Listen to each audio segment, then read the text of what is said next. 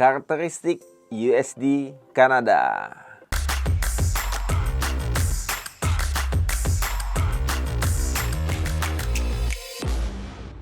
Oke Sobat Trader, kita mau bahas karakteristik USD Kanada, ya US dollar terhadap Canadian dollar. Ya, jadi mata uang Amerika Serikat dengan mata uang Kanada.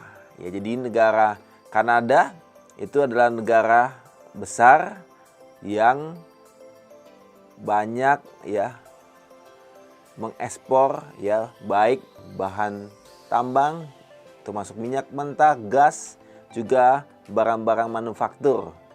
Dan banyak juga diimpor oleh Amerika.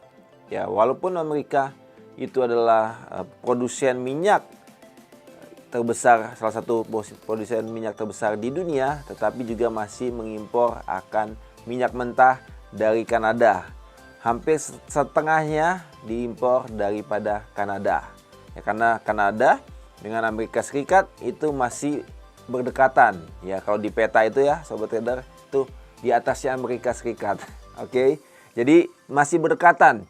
Jadi apa yang terjadi ketika harga minyak mentah itu mengalami kenaikan itu berdampak terhadap mata uang Kanada. Cenderung karena negara ini adalah negara produsen minyak juga ya. Ini cenderung membuat mata uang Kanada juga mengalami penguatan ketika harga minyak naik. Ketika harga minyak mentah turun, maka cenderung mata uang Kanada itu mengalami penurunan. Ya, karena memang harga minyak tetap masih terhadap US dollar. Ya, jadi ketika harga minyak naik, cenderung US dollar pun mengalami penurunan. Kalau harga minyak turun, ya maka US dollar juga cenderung mengalami kenaikan.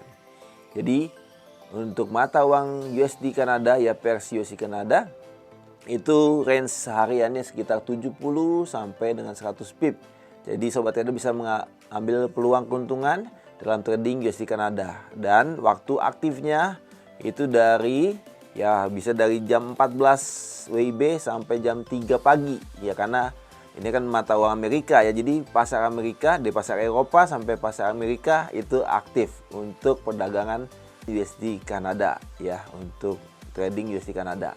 Ya, jadi Sobat Trader bisa perhatikan ya, pastinya perhatikan akan ekonomi dari kedua negara ya, karena memang tetap good economy, good currency ya. Jadi kalau ekonomi daripada negara Amerika Serikat itu mengalami kenaikan, itu cenderung membuat mata uangnya terapresiasi ya, menguat.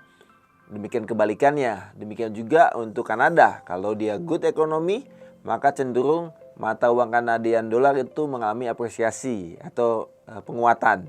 Kalau kebalikannya, kalau dia bad economy, cenderung mengalami depresiasi ya, jadi melemah. Jadi US dollar, Canadian dollar. Jadi Sobat Trader bisa perhatikan akan kondisi ekonomi dari kedua negara tersebut.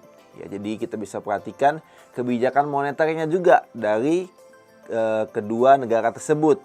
Ya, misalkan tentang suku bunga, ya tentang inflasi, tentang manufaktur, ya tentang tingkat pengangguran. Ya, itu kita bisa perhatikan karena itu cenderung dari data-data ekonomi tersebut kita bisa melihat akan ekonomi kedua negara tersebut. Ya, juga termasuk ada PDB-nya juga ya, kita bisa perhatikan.